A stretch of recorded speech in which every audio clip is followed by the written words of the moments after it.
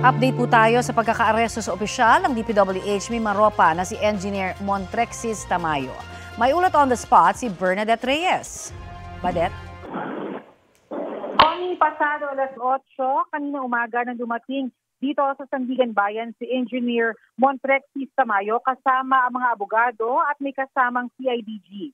Naka-hoodie na jacket, naka-mask at shades nang dumating siya dito sa Sandigan Bayan. Isa si Tamayo sa mga inisyuhan ng arrest warrant kaugnay ng 289 million peso road dike project sa Nauhan Oriental, Mindoro. Sa report ng PNP-CIDG, lula ng isang flight pauwi ng bansa si Tamayo kahapon ng hapon. Paglapag sa NAIA, doon na siya inaresto at dinala sa Camp Crame. Ina-transfer na si Tamayo sa DJNP Quezon City Jail, Neil Dormitory, dito sa Quezon City.